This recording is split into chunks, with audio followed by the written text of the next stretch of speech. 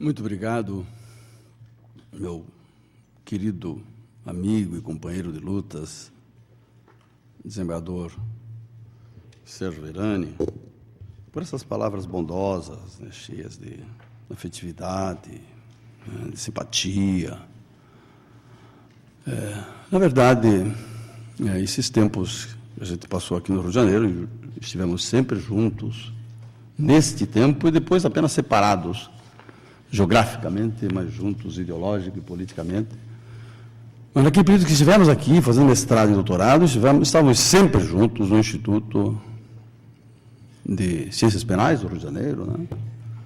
Que tinha, na época, a melhor equipe do Brasil, sabe, para pensar os problemas do direito penal e da criminologia, do sistema de justiça criminal. Poxa, isso é aquele Eliano Fragoso, que era a grande figura, o Nilo Batista, o João Messieri, o Sérgio Verani, Heitor Costa Júnior, Juarez Tavares, Técio Lins e Silva, Yolanda Catão, Elizabeth Josequinde, enfim, Thompson. Né? Era uma equipe fantástica. Né? As reuniões do Instituto eram reuniões assim que eram extraordinárias. Né? Discussões ali, não havia aquele respeito reverencial. Né? Não. Ali era o poder do argumento mesmo. Né? E todos militantes. Aliás, quando eu penso no juiz comprometido com direitos humanos, no magistrado democrático,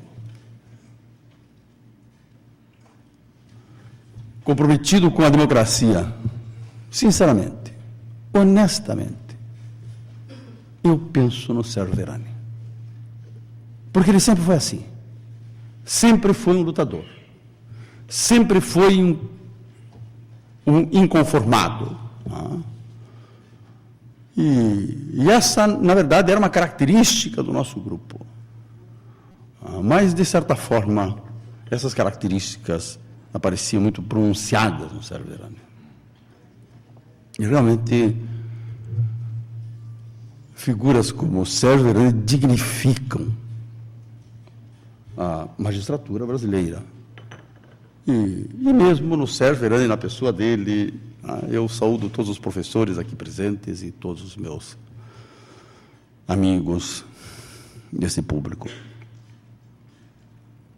Efetivamente, falar sobre o juiz garantidor de direitos humanos contra a predação social produzida pelo sistema penal é tentar fazer um programa para a magistratura. Isso, evidentemente, excede as possibilidades de qualquer professor, enfim, de qualquer ser pensante. Isso é uma coisa que só pode resultar de um trabalho coletivo e sabe, intenso, enfim, de toda a magistratura. Então, nenhuma pretensão de, digamos, dizer como os magistrados devem agir, como o juiz deve proceder, mas apenas, digamos, porque esse tema, na verdade, diz o Sérgio Verani, que resultou de uma afirmação minha, mas me surpreendeu pela amplitude. Né? Então, o que eu pretendo fazer é mostrar as inquietações, as preocupações que vêm da política criminal, que vem especialmente da criminologia em relação ao papel, efetivamente, ao papel do juiz, numa quadratura de uma sociedade violenta, de neoliberal, como nós vivemos. O papel do juiz aqui é muito importante. E essas preocupações que vêm da criminologia, que não são só minhas, que são preocupações dos criminólogos críticos, isso eu posso transmitir. E pensando no juiz, né, na magistratura, digamos, esse juiz, como diz o Verani aqui, garantidor de direitos humanos. Né? Nós temos que pensar esse juiz do ponto de vista legal, como juiz legal. Temos que pensar esse juiz como juiz real, como juiz da vida. E aí eu vou apresentar para vocês algumas pesquisas sobre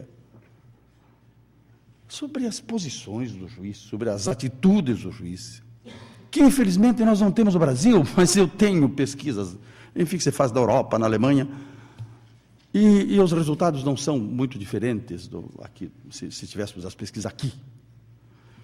E depois o juiz necessário, o juiz democrático, este juiz garantidor de direitos humanos, quer dizer, como esse juiz de que a sociedade brasileira precisa. E daí falar, quer dizer, na segunda parte, sobre essa predação social produzida pelo sistema penal e que este juiz pode, de alguma maneira, reduzir. Não, evidentemente, impedir. Mas é importante essa redução que esse juiz pode fazer. Um juiz legal, evidentemente, e aqui são certos truísmos, estamos falando, enfim, dessa figura central do sistema de justiça criminal. Uma figura central que, e aí que vem o truísmo, né? Quer dizer, que deve ser independente, que precisa ser independente.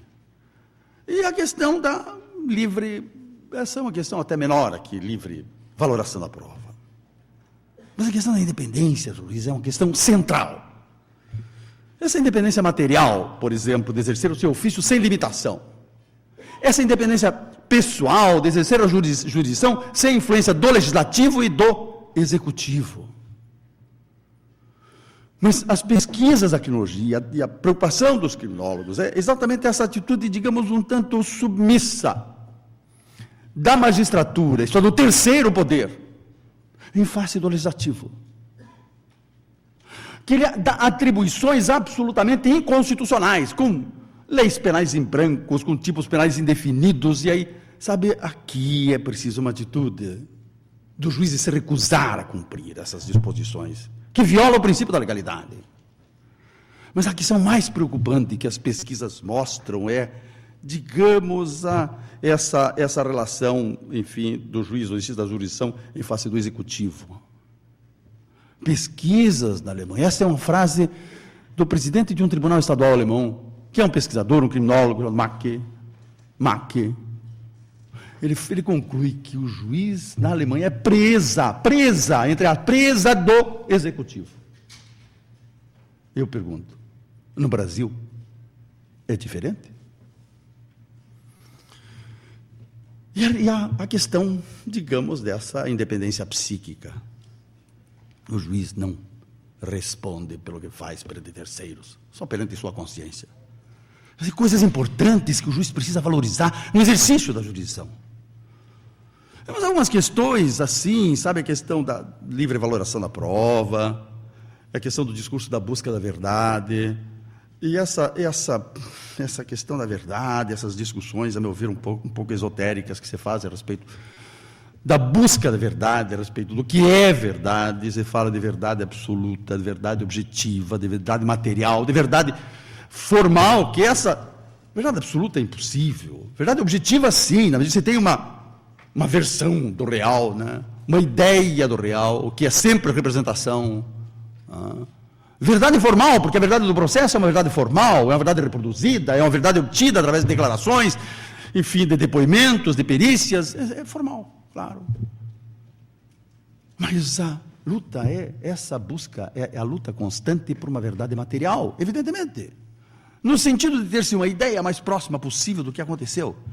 Claro que o juiz não está obrigado a uma demonstração digamos, uma verificação da verdade, uma demonstração da verdade, no sentido positivista.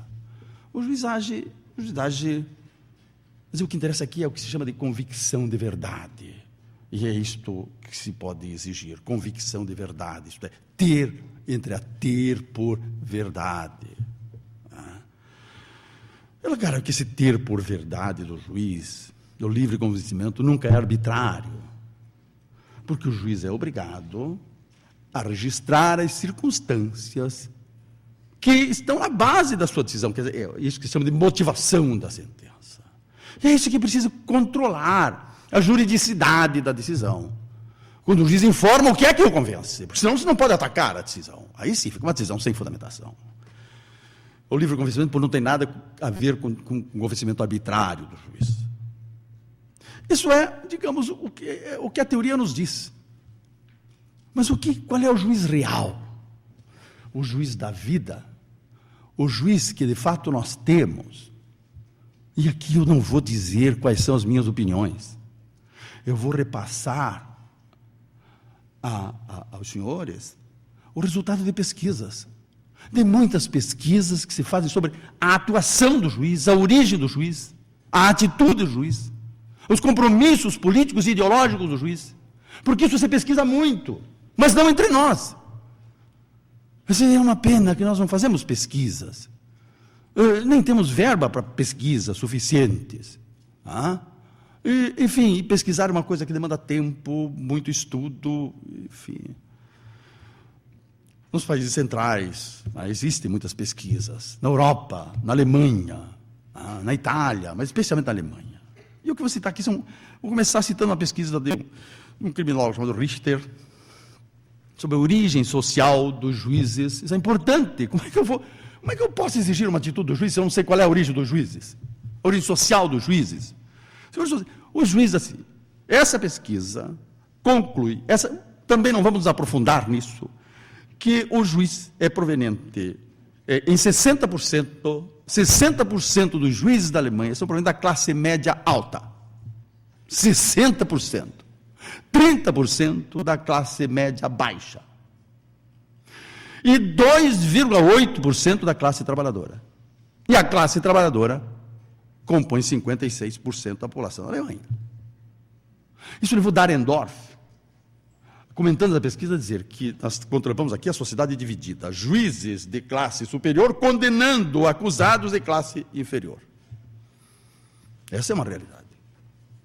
Segunda pesquisa, sobre as atitudes, uma pesquisa de Kaupen. Ele conclui, como resultado da sua pesquisa, que a posição do juiz, a atitude do juiz é uma atitude conservadora.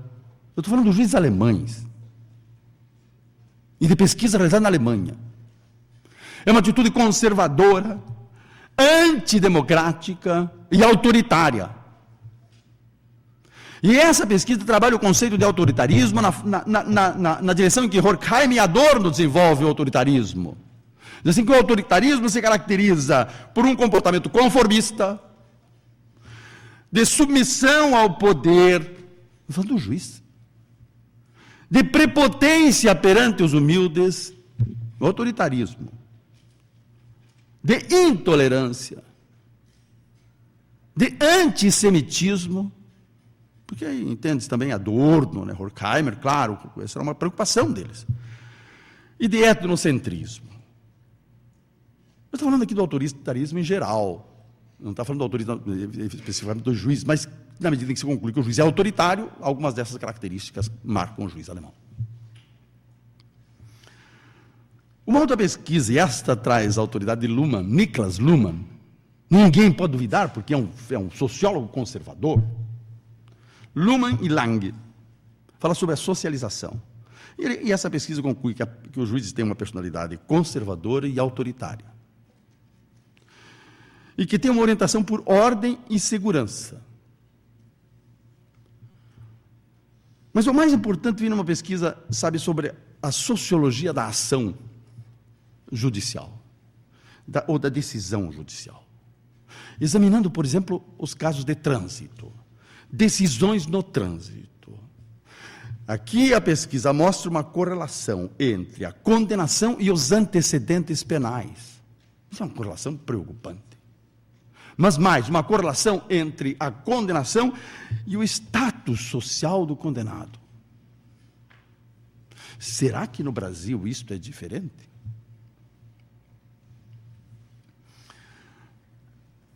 Uma pesquisa de Dorothea Peters, sobre sobre a desigualdade social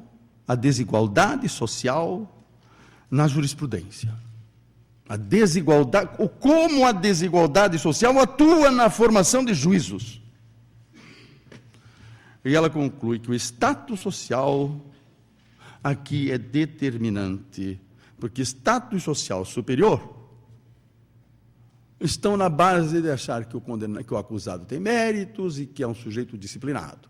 E status social inferior estão na base de atribuir o desvio, que se justifica com a admissão do desvio e a indisciplina. E aí, quer dizer, a pesquisa afirma que parece que se pode afirmar que a posição de classe inferior cria para o judiciário uma suspeita institucionalizada. E aí funcionam as meta-regras, sabe? Os preconceitos, os estereótipos, as experiências pessoais, as idiosincrasias, as deformações ideológicas que também afetam os juízes. A questão da condução da vida. Uma condução é o da culpabilidade pela conduta da vida, isso que o direito penal também discute, mas é uma questão que vem da criminologia, a culpabilidade pela condução da vida. Leva o juiz na definição do fato. A definição do pato é uma boa ideia, né? Definição do que é um pato, né? Na definição do fato, da seguinte forma: se o sujeito tem uma vida ordeira, não, isso é um fato isolado, reduz a pena. Se o sujeito tem uma vida desordeira, não, isso é um fato habitual, aumenta a pena. Quer dizer, pesquisas sobre a sociologia da decisão, da ação e da decisão judicial. Mas o que há de mais preocupante aqui, a maior preocupação, é o que um conjunto de pesquisas revela sobre o que se chama de funcionalização do juiz no projeto do executivo de combate à criminalidade. Funcionalização do juiz nos projetos do Poder Executivo de combate à criminalidade. Sabe, essa cooptação, essa atribuição ou essa exigência de funções quase policiais sobre o juiz, sobre a magistratura em geral.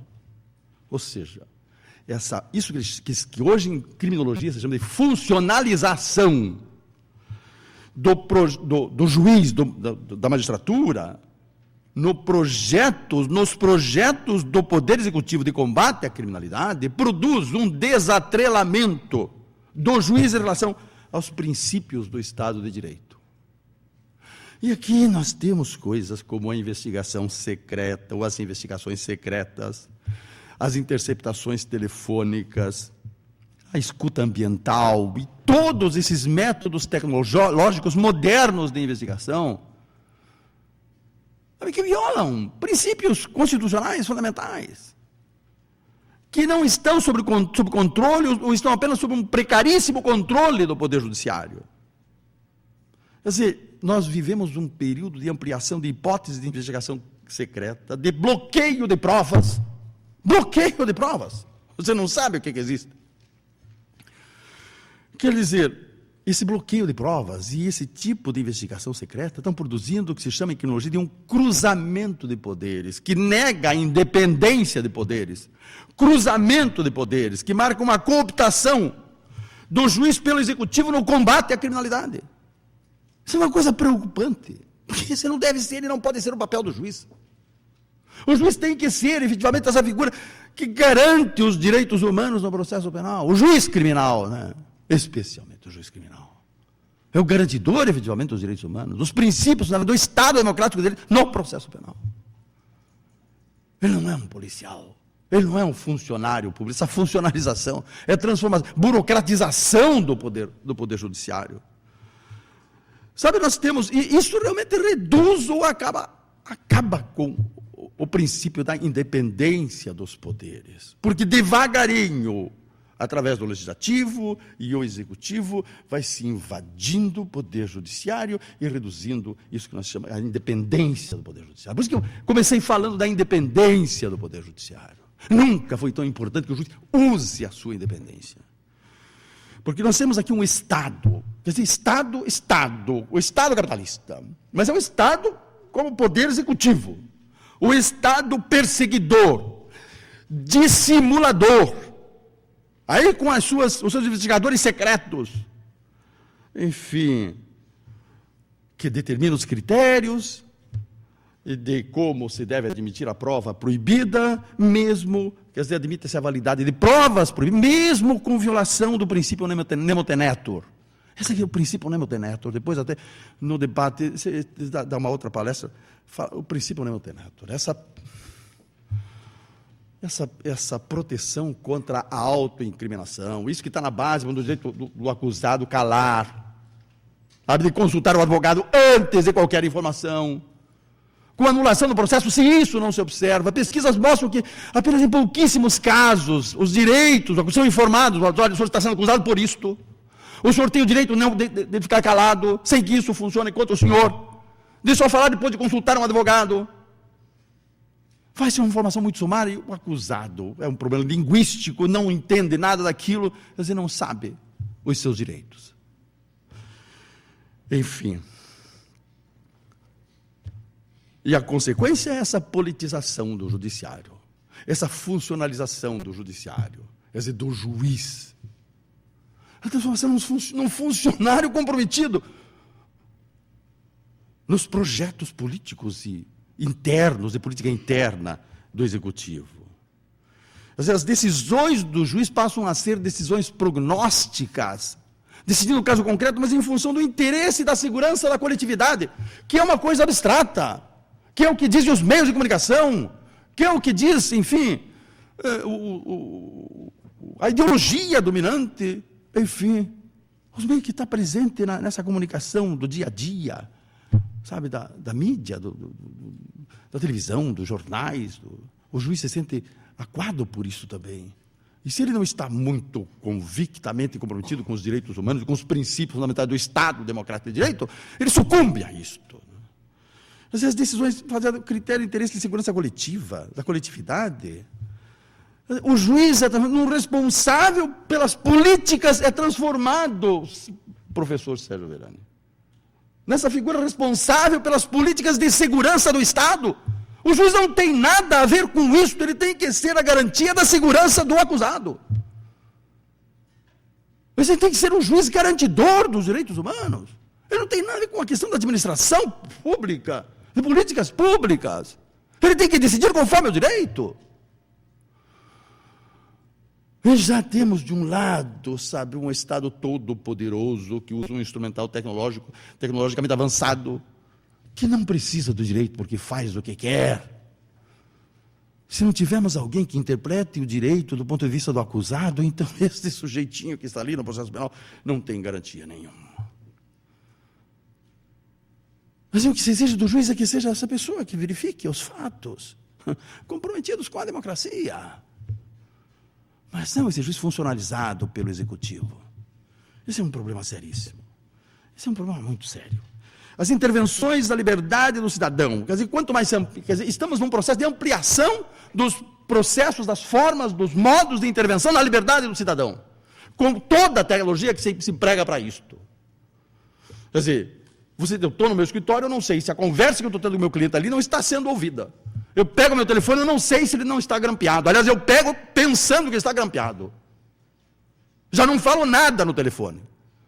Porque eu me sinto vigiado, sabe, observado. Não faço nada de errado, mas me sinto, porque eles acham que eu preciso de advogado criminal, defende bandidos. Quer dizer, essas decisões, essa intervenção na liberdade do cidadão, quer dizer, amplia-se isso. Não, mas está sob o controle do juiz, é o princípio da reserva do juiz. Mas esse princípio na prática não funciona. Claro que deveria ser sob a reserva do juiz, só nos casos autorizados acontece. Que a realidade mostra que isso se amplia de uma forma descontrolada, que não está sob o controle do judiciário, ou sob um controle muito precário, e que, porque como demonstra, raramente pedidos desse tipo de defesa são rejeitados pelo juiz. Raramente são rejeitados. Quer dizer, passa uma presunção de culpabilidade de um lado, de culpa do outro, e de aqui, juridicidade de outro lado. E o Ministério, o que é pior, as competências de intervenções na liberdade individual do Ministério Público e da Polícia ampliam-se desmesuradamente, e sob o argumento de urgência da ação, o princípio da reserva do juízo acaba. Não comunicamos o juízo que precisamos fazer imediatamente. E esse é o problema do cidadão. Do cidadão diante do poder, sabe, absoluto do executivo, da polícia, do Estado policial. Porque vivemos um Estado policial. Sabe, uma das coisas que se fala hoje é essa policialização do processo penal. E aqui, a criminologia está falando dessa politização do judiciário. No fundo, essa tentativa também de transformar o juiz numa espécie de policial. No quadro de violência em que nós vivemos, de violência estrutural, de violência institucional, em que temos estes problemas, qual é o juiz de que a democracia precisa? Essa é uma boa pergunta. Esse juiz de que o Verani, retratado no tema que o Verani aqui pensou, quer dizer, o juiz necessário, o juiz democrático, o juiz garantidor de direitos humanos. Este juiz que, na verdade, concentra, em cada juiz está todo um poder concentrado. Não é como um deputado, que é um componente do poder legislativo. Né? O juiz é o contrário, ele concentra todo o poder. Todo um poder do Estado está nas mãos do juiz. Este juiz independente é importante para o acusado. Esse juiz independente que precisa, e esta é uma função, isso já retorna, inclusive a Montesquieu, sabe, por incrível que pareça, ao iluminismo, aos princípios iluministas, porque vivemos numa sociedade capitalista, e esses princípios vão pensar para a sociedade capitalista. E a utilização desse princípio pode representar uma redução dessa predação produzida pelo sistema penal no âmbito da sociedade. Quer dizer, o juiz, o judiciário, é este poder que precisa controlar os outros poderes. Controlar o poder legislativo. Como? Através do controle concentrado, difuso da constitucionalidade das leis. Ter a coragem de declarar que as leis são inconstitucionais, porque nós temos uma enxurrada de leis que não podem ser cumpridas porque violam o princípio da legalidade, porque são incertas. Quer dizer, quando falamos do princípio da legalidade, a proibição a exigência de lei escrita, lei prévia, lei estrita e lei certa. O que temos de leis incertas, né? De leis cujo conteúdo não se consegue entender, como, enfim, imagine, gestão fraudulenta, por exemplo, que me ocorre aqui, gestão temerária, é que consegue determinar o conteúdo disso, mas está cheio de tipos penais com elementos normativos cujo conteúdo ninguém sabe, e os juízes aplicam isso. E o que explica a diversidade de jurisprudência? Porque cada juiz entende de um jeito, e não pode ser diferente. Porque são conceitos indeterminados, não poderiam constituir a lei penal. E o juiz diz, isso é inconstitucional. Ensinar o poder legislativo a fazer leis. E, sobretudo, o controle do executivo. O controle do executivo. O controle do executivo que é a origem de uma violência contra o povo. Violência, vamos ficar em duas situações. E aqui tomando como exemplo o Rio de Janeiro.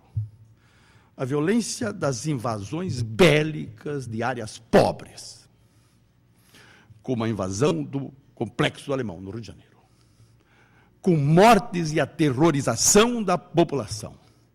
Essa questão das UPPs, que pegou. No Paraná tem outro nome, mas já, todos os estados, São Paulo... Essa violência do executivo sobre áreas pobres, apresentadas como se fosse um trabalho democrático, de civilização, de violência. E a violência do Estado, do Executivo, direta sobre... Da outra, isso é mais grave, né? Tão grave, ela é ligada a esta outra aqui.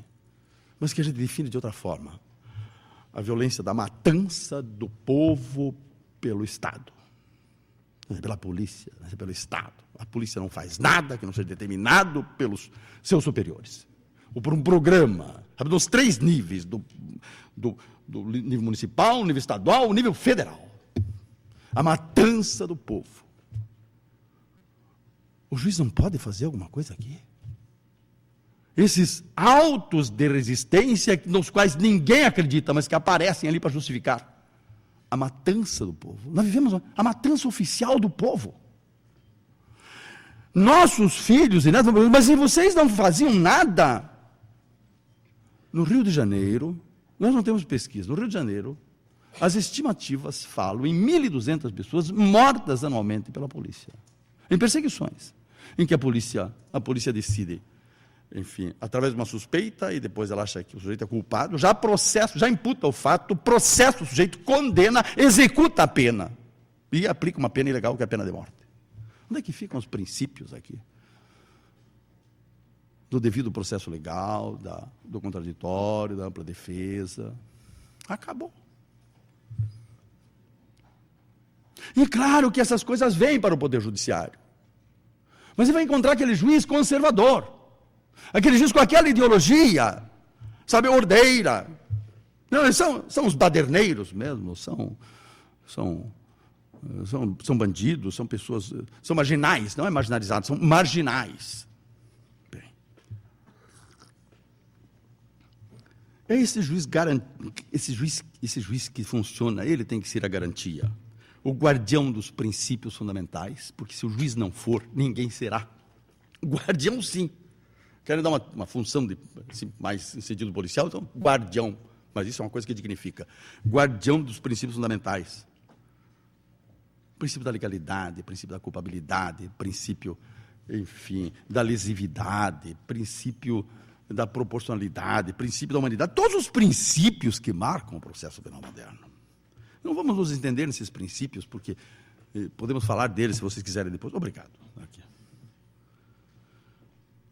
O juiz, sobretudo, garantidor dos direitos do acusado, ao devido processo legal, ao contraditório, que não admite, por exemplo, denúncias genéricas. E o que temos de denúncias genéricas? Não, porque em matéria de crimes no interior de uma organização, de uma pessoa jurídica, aí não só se pode esclarecer isso na instrução criminal. Eu digo, onde é que fica o contraditório? Você tem que ter uma denúncia que impute um fato. E onde é que está o fato? Não vai se demonstrar o fato depois. Isso não é possível. Isso não tem nada a ver com o princípio do contraditório. Isso lesiona o princípio do contraditório. E o princípio da ampla defesa, não só da autodefesa, a defesa técnica, efetiva. Nós temos no Estado do Paraná, ainda não tem defensoria pública. Quer dizer, os réus, eu falei, 30% dos condenados no Paraná são condenados porque não tiveram defesa. Fazem população carcerária, são parte da população carcerária porque não tiveram defesa. Porque são defendidos por um coitado do advogado, que é designado pelo juiz. Faz direito civil, direito do trabalho, direito não entende nada de direito penal, vai enfrentar um Ministério Público preparado, com um discurso poderoso, e um juiz conservador. Qual é o resultado do processo? Esse é o problema. Esse é o problema. A questão da presunção de inocência, porque nós vivemos numa sociedade em que, de repente, invertemos esse princípio na prática. O princípio da presunção de inocência é para efeito bonito, de moldura constitucional, porque na prática é a presunção de culpa. Nós agimos na prática sob o princípio da presunção de culpa. Falando de princípios constitucionais. Na verdade, este juiz garantidor de direitos humanos é um juiz que, no meu modo de ver, se comparado com o programa que aparece naquele direito penal mínimo da quinologia crítica, como formulado pelo Sandro Barata. O Sandro Barata tem um trabalho que é genial, chama-se Direito Penal Mínimo. É que deveria ser, na verdade, o programa e a filosofia que conduz os advogados aí democráticos e críticos, e sabe, para fazer um projeto alternativo de Código Penal, sabe, porque está exatamente um programa, ali está definido um programa. Algumas coisas sobre esse direito penal mínimo nós vamos falar. Algumas coisas. Eu estou na metade da minha exposição, acho que falei meia hora, eu suponho que eu tenho 1 hora. Eu quero falar agora alguma coisa sobre o sistema penal. Sobre essa predação social produzida pelo sistema penal. Na verdade, nós temos aqui, quando se trata do sistema penal, nós sempre estamos trabalhando com discurso, né? O discurso temos que sabe, a questão do discurso. Foucault é um dos autores, enfim, pela sua obra e pela sua ligação com o sistema, com a prisão, etc., que nos chama a atenção para a importância do discurso como, sabe, um mecanismo um instrumento de realização do poder. O discurso que está nos meios de comunicação é o discurso do poder. É dizer que configura a ciência como um discurso, né? Que configura a ordem social. A ordem social como resultado de um discurso que se concentra em normas. Digamos, imagine a Constituinte, né? Todo o conjunto de discurso que depois se concentra naqueles fundamentos do Estado, né? Enfim, que configura, então, a ciência como um discurso. Isso aqui é um discurso, eu estou tentando passar para vocês um discurso mais avançado em criminologia a respeito do papel do juiz e do sistema de justiça criminal. Um discurso. Configura a ciência, configura a ordem social e a consciência individual. Como nós somos constituídos pelo discurso. O discurso familiar, da mamãe, do papai, dos colegas, da escola, dos professores, da mídia, religioso, político, filosófico, jurídico. Somos configurados pelo discurso. O poder constitutivo do discurso. E no judiciário, tudo que fazemos é discurso. Há um discurso de imputação de culpa do Ministério Público, há um discurso de defesa do advogado criminal, há um discurso, enfim, que exprime a posição oficial do Estado, que é o discurso do juiz. E todos eles construídos para produzir convencimento. É isso que nós fazemos. Fazemos discurso o tempo todo. Então, no sistema penal temos 2 discursos.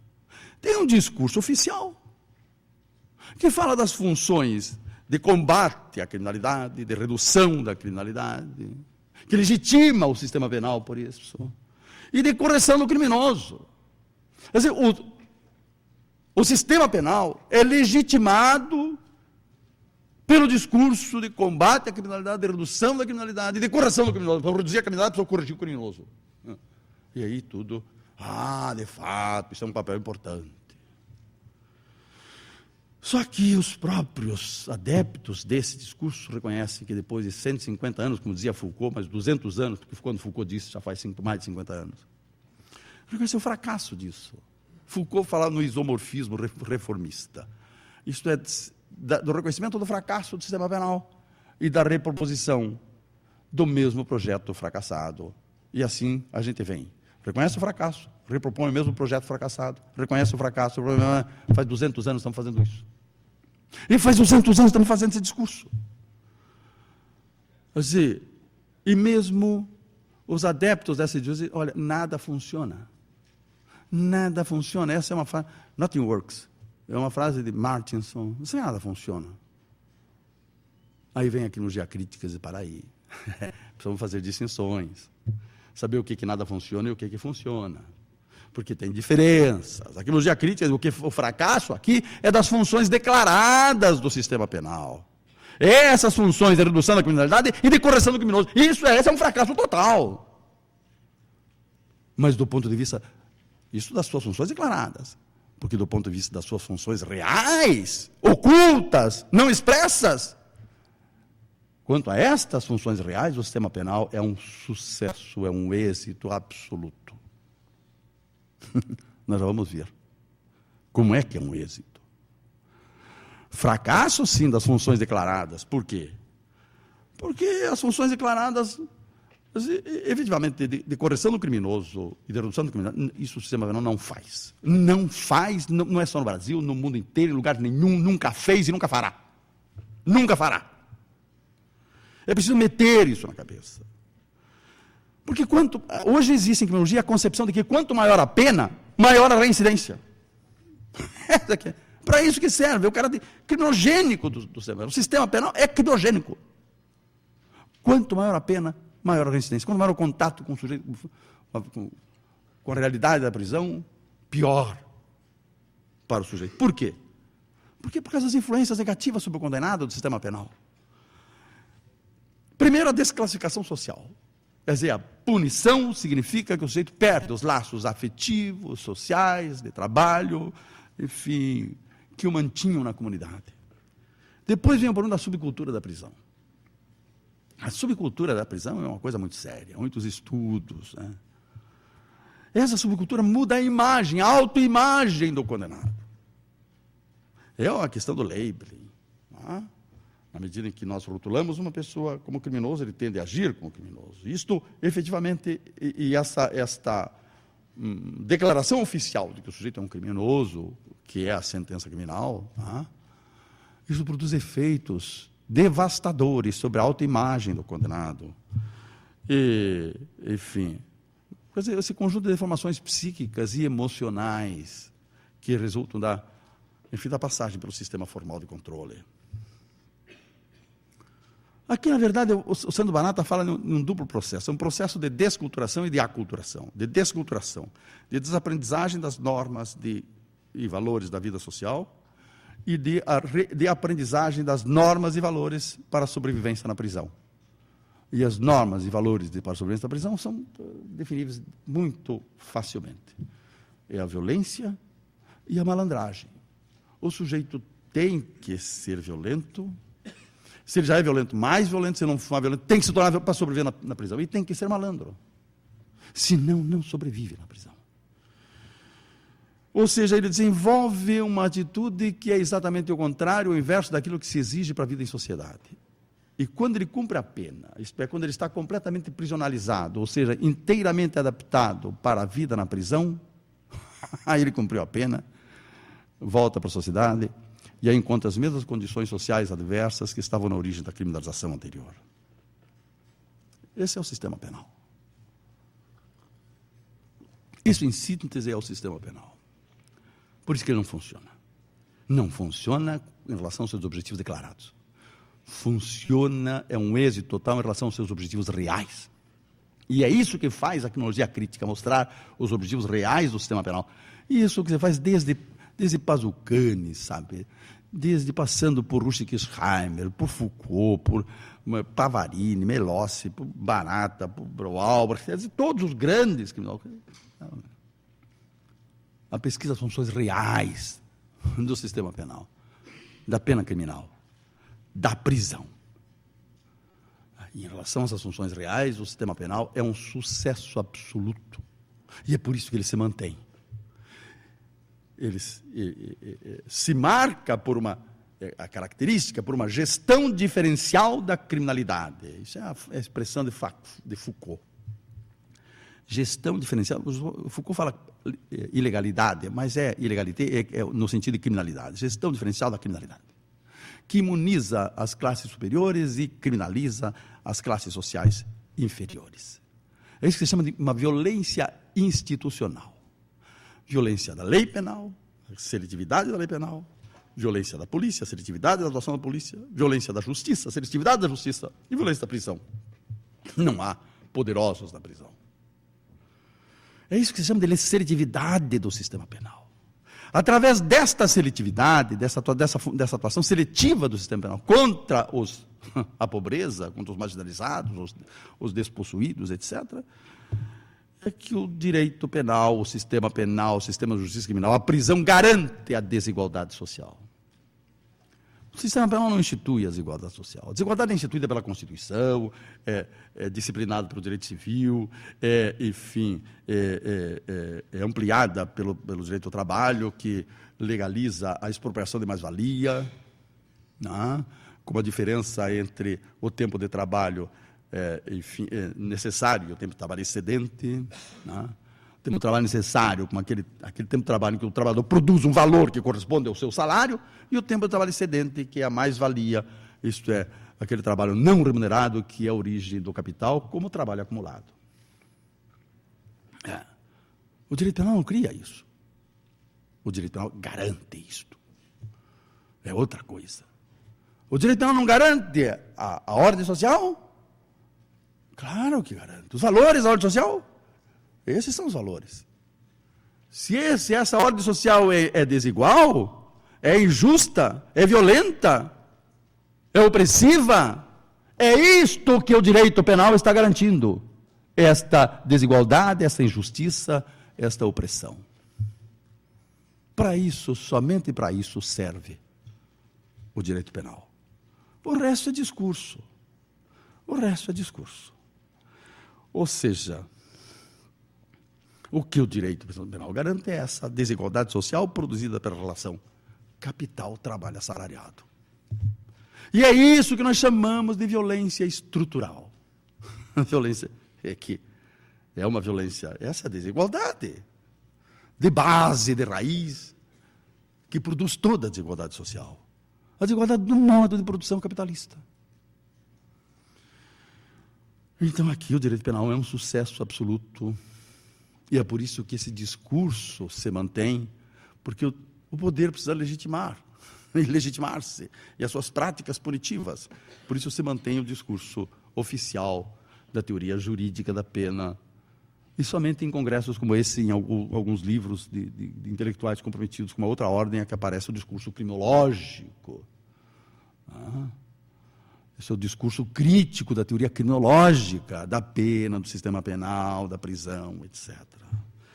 Mas aparece quando, por exemplo, a gente consegue falar para juízes e estudantes, quando um juiz comprometido com esses direitos e com esse discurso nos convida.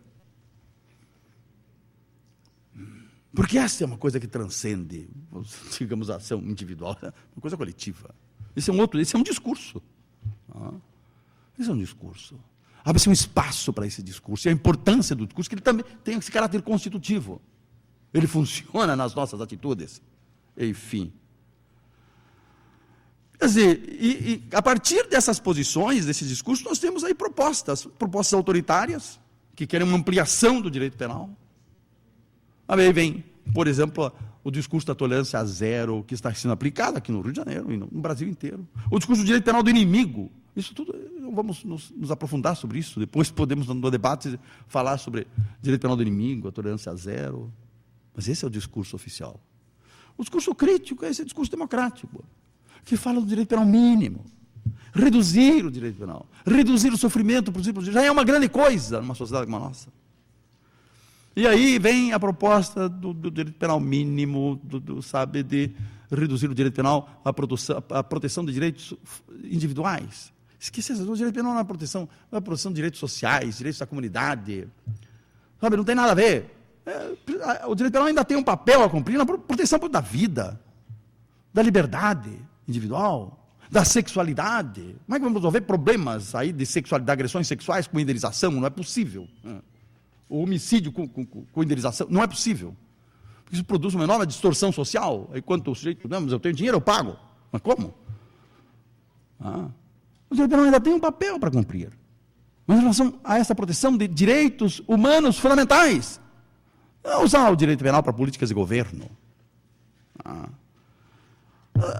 Claro, a razão, como dizia Radebruch, nós não precisamos de um direito penal melhor. Nós precisamos de qualquer coisa melhor do que o direito penal. Quer dizer, não que devemos jogar o direito penal no lixo, ainda tem a importância, os princípios do direito penal. A questão da criminalização, mas os princípios são importantes, para manter esses princípios. Né? E não podemos abolir o direito penal também. A ideia seria abolir, mas abolir como? Essa é uma proposta, sabe, muito simpática. Você vai, digamos lá, Lucas Rusma, os nórdicos, a abolição do direito penal.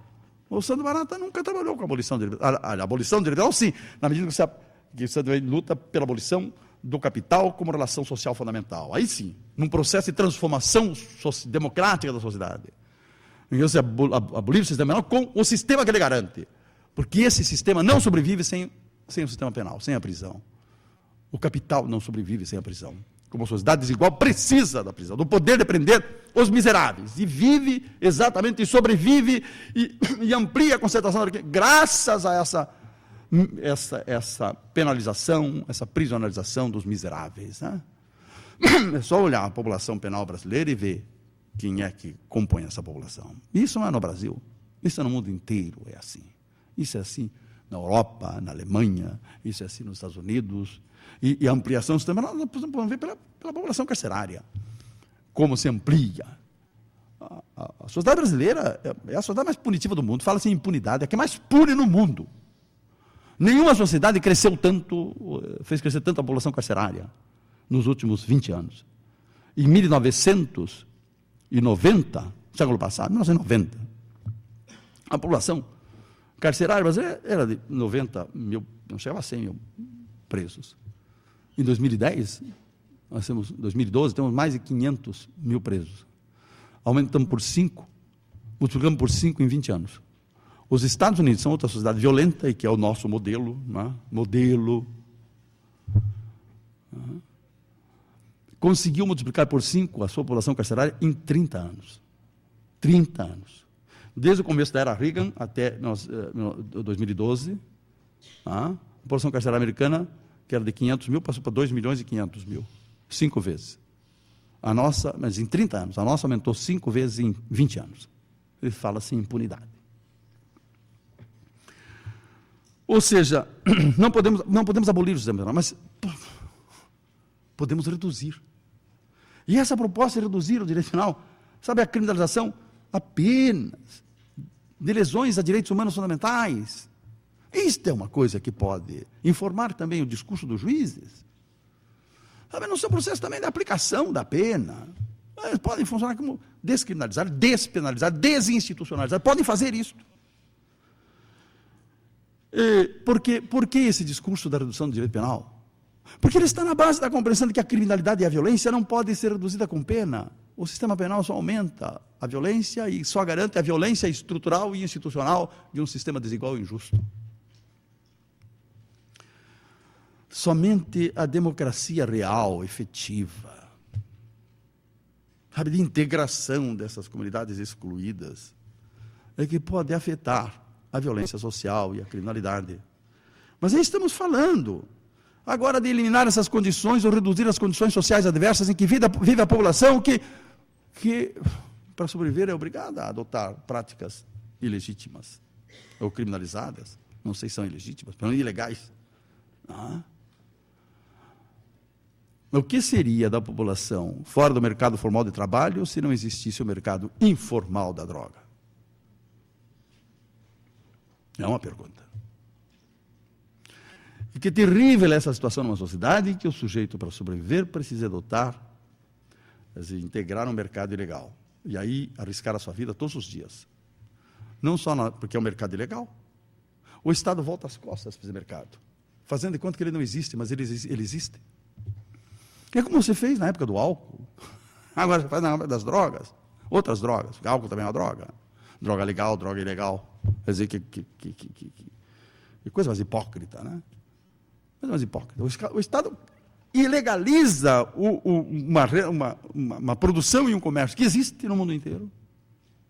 E quando ele cria, ele legaliza, ele faz subir o valor da droga no mercado na relação, pesquisas mostram, pesquisa do Barata mostra isso, na relação de 1 para 1000, 1 para 1000, cria um grande negócio, onde estão os grandes capitais também. Um grande negócio. Sabe, os grandes interessados na criminalização da droga são os que produzem, comercializam e os que combatem, porque tem grandes verbas para combater. Já pensou se, por exemplo, fosse legalizada a droga no Brasil? Eu pergunto, como é que faria para integrar no mercado de trabalho os contingentes, os milhões de pessoas que estão nesse mercado hoje? Eu vou dizer, não estão sim. E o sujeito é obrigado a entrar nesse mercado, porque não tem lugar no mercado formal de trabalho, legal de trabalho. Mas ele precisa comer. Então ele vai para o mercado da droga. E aí ele vai correr, ele pode matar ou morrer outros grupos, por outros grupos, ou pela polícia. Quer dizer, aqui é a matança, né? É uma situação, nós vivemos uma situação de matança do povo, que as pessoas se matam entre si, porque da disputa por esse mercado ilegal, porque aí é a lei da violência, é a lei da força. O mercado é ilegal. E a polícia mata todos e alguns matam, de vez em quando, um policial. Mas criamos um genocídio. Por quê, eu pergunto? Em relação ao álcool, 12 anos depois, os Estados Unidos revogaram a lei seca. Quando é que vamos? Agora já se compreende. Onde começou tudo? Isso começou lá na Califórnia. Na época do Rio. Não, já vem de tempo, mas começou lá. É o segmento talvez mais reacionário, mais conservador americano. Mas hoje estão descobrindo que não há como resolver o problema da droga através de penas e de polícia. Precisamos descriminalizar. E aí, o que fizemos com a nossa juventude, enfim, com a população foi obrigada a aderir ao mercado da droga. São problemas criminológicos que quem está no sistema de justiça criminal não vê. Mas, na verdade, precisamos mudar essas condições sociais adversas que estão na origem da criminalização das pessoas. E, para isso, nós precisamos de uma reforma agrária, sabe, que exproprie todas as propriedades improdutivas. E dê trabalho para o povo. Precisamos de políticas públicas que atinjam a raiz da criminalidade, ou as raízes da criminalidade, como questão de política de emprego, sabe, de salário. Não a questão de cestas básicas. Perdão, isso é uma bobagem. Só serve para efeito de discurso midiático. Não resolve o problema. Aumenta as migalhas. Em vez de cair um terço do pão, cai a metade do pão, de um pão. Mas aumenta o tamanho das migalhas que caem da mesa, do banquete oficial, do banquete das elites. Emprego, salário, moradia, saúde, escolarização. Aí não é possível resolver o problema do povo, se isso não existir. E, de fato, não existe, ou existe numa medida, sabe, que avança em proporção aritmética quando os problemas aumentam em proporção geométrica. Para terminar, eu acho que o juiz aqui tem que se comprometer com uma política criminal, um juiz democrático, direitos humanos, uma política criminal, sabe, que é assim, fundada nos princípios. Está na hora de voltarmos aos princípios, sabe? Vinculação a princípios. E temos princípios, sabe, cuja observância, se não vão eliminar, vão reduzir muito a violência social produzida pelo sistema penal e essa predação social produzida pelo sistema penal. E os juízes é que têm que saber disto. Porque eles é que decidem. Todo o discurso que você faz aqui é para convencer o juiz. E o juiz pode adotar um programa, e aí eu acho que, efetivamente, aquele direito penal mínimo funciona como um programa de descriminalização, um programa de despenalização, um programa de desinstitucionalização. No momento de decidir, se orientar por isto. Por exemplo, a criminalidade de bagatela. Acabar com isso. Esse é o princípio de insignificância. Significa uma tipicidade, uma lesão, enfim, é bem jurídico. Isso se observa em todos os crimes. Vamos começar por aqui, que tem pena de detenção, ou de crimes de perigo abstrato, mesmo alguns de perigo concreto, ou crimes de ação penal privada. Descriminalizar. Crimes qualificados pelo resultado. Por exemplo, essa questão de lesão qualificada pelo resultado de morte, você dá um soco em alguém, você cai, bate a cabeça e morre. É uma pena desproporcional, que é muito maior do que, digamos, uma lesão corporal dolosa e um homicídio, que é um homicídio imprudente, né? Ou culposo, como se diz. Somar as duas penas não dá 1/5 da pena do homicídio da lesão corporal seguida de morte, quer dizer, delito qualificado pelo resultado. Por que esse preconceito? Você viola o princípio da culpabilidade, o princípio da proporcionalidade, não tem sentido. Vamos dizer que isso viola princípios. Trazer os princípios constitucionais para aplicar no direito penal. Os princípios constitucionais estão acima do direito penal, da legislação específica. Eles não estão fazendo nada que não seja aplicar a legalidade. Constitucionalizar o direito penal, sem constitucionalizar o direito penal. E despenalizar. Mas é uma atitude democrática, o juiz tem que saber que o interesse da vítima, o Estado expropriou o interesse da vítima. Não, aqui sou eu que ajo, você não me interessa. Expropriou o interesse da vítima. Mas a vítima está interessada na reparação do dano, ou na restituição da coisa. Veja reparar o dano dos crimes estelionato, fraudes, ou no furto, restituição da coisa. A vítima não está interessada na punição do autor. Não está. Está interessada nisto. E aqui, pode o juiz fazer, como tem muitos juízes fazendo. Eu tinha um aluno no nosso curso de especialização, de Joinville, é um grande juiz estadual, João Burr. Ele sistematicamente, acusados de furto, de estelionato, da apropriação indébita, essas coisas, que devolviam a coisa, que indenizavam, mesmo no curso do processo, ele absolvia, fundado no princípio da igualdade, da isonomia, a lei dos crimes contra o sistema financeiro, que o sujeito que pode ir pagando extingue a punibilidade. Por que aqui vamos ter 2 pesos, 2 medidas? E o tribunal sistematicamente anulava as decisões dele, quer dizer, reformava. E ele sistematicamente absolvia. E assim, vai ensinando os tribunais, o tribunal. Um dia ele vai para o tribunal, vai ter outro juiz, agora, enfim. É assim que se mudam as coisas. Quer dizer, aí até também por analogia no direito se aplica mesmo, analogia em bonam partem sempre, nunca em malam partem, quer dizer, contra, mas a favor sempre. Claro, não é que a questão do princípio da lesividade, por exemplo. Se não há lesão de bem jurídico, uma lesão mínima, não há tipo penal. Não há tipo penal. Por exemplo, pequenas lesões corporais, ou lesões da saúde, ou danos à propriedade, sabe? Aí não temos um critério, até quanto, que um salário mínimo, R$1.000, R$1.000, outro um salário mínimo, outro não. Aí vem sabe, a ideologia repressiva. Não, mas imagina o seguinte, e se sai um estádio de futebol, um cara diz lá, sai o estádio do Couto Pereira, toda a torcida do Curitiba aqui sai e vai, invade um supermercado e cada um leva uma garrafa de vinho. E aí, quebra o mercado, como é que vai o princípio? Isso é coisa de paranoia, pô. Quando é que os caras vão fazer isso? Quer dizer, vão pensar argumentos, isso é absurdo. Completamente absurdo. Com argumentos absurdos, você tenta rejeitar princípios. Você imagina, sai a torcida do Maracanã aqui agora, vai invadir o mercado, o cara não vai levar uma garrafa de vinho. Ou do quê? 1 quilo de açúcar. Isso, e aí, como é que fica o princípio da insignificância? Isso não tem nada a ver com o mundo. É assim que eles rejeitam, com esses argumentos cretinos, idiotas, quer dizer, burros, e que não tem argumento. Né? Enfim, ou digamos a questão digamos, da sexualidade, toques, ou abraços não consentidos, isso é estupro agora? Mas o sujeito, sabe, ele não aguenta, sabe, a paixão, como ele dá um abraço, né, e um beijo, é estupro. Não é que, na verdade, né?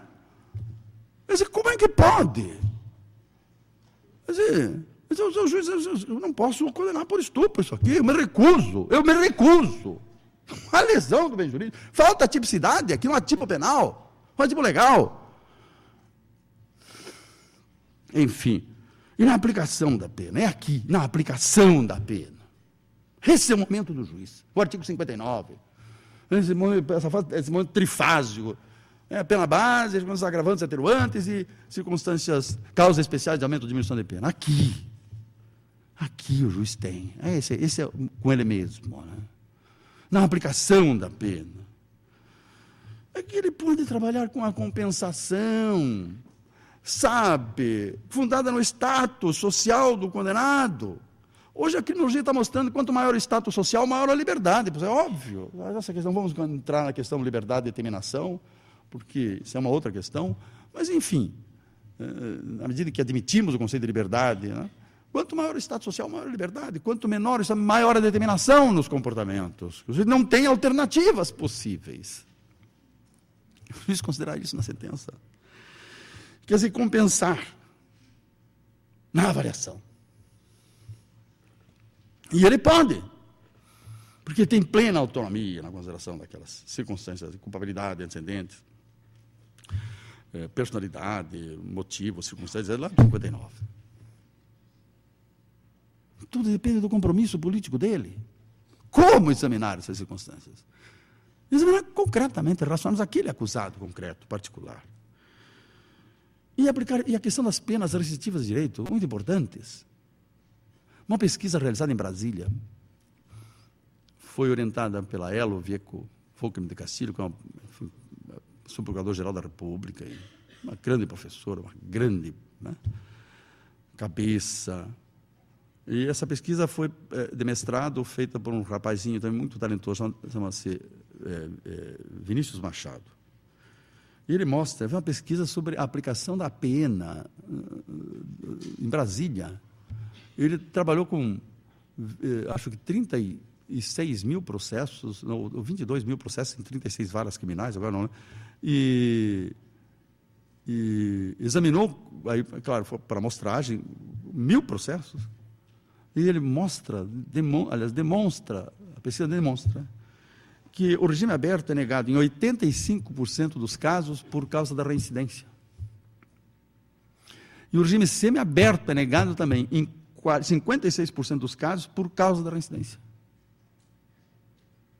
E a reincidência é uma coisa que não é nada, não significa nada. Na verdade, a reincidência real, digamos aquela quando o sujeito passa pelo sistema formal do controle, significa o fracasso do Estado no projeto técnico-corretivo. Então, devia ser imputado ao Estado, não ao acusado. E, naquele caso da reincidência assim, ficta, né, que o sujeito não passa pelo sistema formal, que só é reincidente, não significa nada. Mas olha aqui os efeitos. E tem muitos juízes que estão concedendo, independentemente da questão da reincidência. Desconsidera a reincidência, porque a reincidência não significa nada. Significa contra o Estado, não pode ser contra o acusado. E agora, para encerrar mesmo, né? Na execução penal, o juiz, aqui a desinstitucionalização. Por que o juiz da execução penal não faz uma descarcerização radical? Estão perdendo a chance, porque as prisões estão saindo tudo pelos tubos, quer dizer, não há mais lugar. O Brasil tem a segunda pior colocação no mundo, quer dizer, pior no sentido negativo. Depois da gente só está a Bolívia. Quer dizer, na relação vaga e preso, nós temos 1,65 preso por vaga. A Bolívia tem 1,66. Quer dizer, está um preso dentro do outro, para caber no sistema. E por que o juiz não desinstitucionalizam? Por que os juízes não adotam uma política de descarcerização radical? Com ampliação ou otimização das hipóteses de livramento condicional, por exemplo, que agora depende de uma declaração do diretor da prisão, ser menos rigoroso, a avaliação do bom comportamento, o desempenho no trabalho, nem tem trabalho. A remissão penal, por que, por exemplo, não adotar? As prisões não têm trabalho, parece que o Paraná, eu sei, tem 20% das prisões tem trabalho, mas 80%, daí como é que faz? E o preso quer trabalhar para reduzir a pena e não pode. Então ele que se apresenta, olha, eu estou aqui para trabalhar, não tem trabalho, então vou fazer trabalho artesanal, vou pegar carteirinha de cigarro, pegar palitinho de fósforo, fazer naviozinho, casinha, etc., e no fim do dia apresento aqui. Considera que o trabalho artesanal vale como trabalho produtivo. Se não tem trabalho produtivo, eu faço trabalho artesanal, que tem um efeito também, psicoterápico, pelo menos ele passa o tempo na prisão. O juiz agora, o próprio Supremo está falando que a frequência a cursos pode, mas por que também não botar o trabalho artesanal? E aqui? Vocês sabiam que o estado de Massachusetts, por exemplo, essa é a experiência histórica, acabou com instituições fechadas para adolescentes. A juventude não vai mais, não tem mais internação. E estão resolvendo o problema de uma forma espetacular. Massachusetts, lá nos Estados Unidos. Na Itália, a lei Basaglia aboliu o manicômio judiciário. Isso que nós chamamos aqui de hospital de custódia de tratamento psiquiátrico não existe mais. Inimputáveis que cometem crimes são tratados de forma ambulatorial. Não são internados. E com isso eles resolveram um problema fantástico. Quem quer ter um quadro dantesco, vá visitar o manicômio judiciário, o hospital de custódia de tratamento psiquiátrico. Vá visitar. Hein, Tavares? Está aí. Saúdo a presença do professor Juarez Tavares, que é uma inspiração para todos nós, é realmente, na minha opinião, o maior penalista brasileiro, né, com todo o respeito aos outros, demais, é um democrata, é um homem comprometido com os direitos humanos, né? Enfim, assim como eu digo que o Verano é um modelo para a magistratura, o Juarez Tavares é um modelo para o Ministério Público Federal. Muito obrigado pela sua presença. Eu quero dizer aqui que o quadro mais dantesco que a gente pode ter é quem visita um hospital de custódia de tratamento psiquiátrico. Você nunca mais esquece daquilo, aquelas imagens e, sobretudo, aquele cheiro.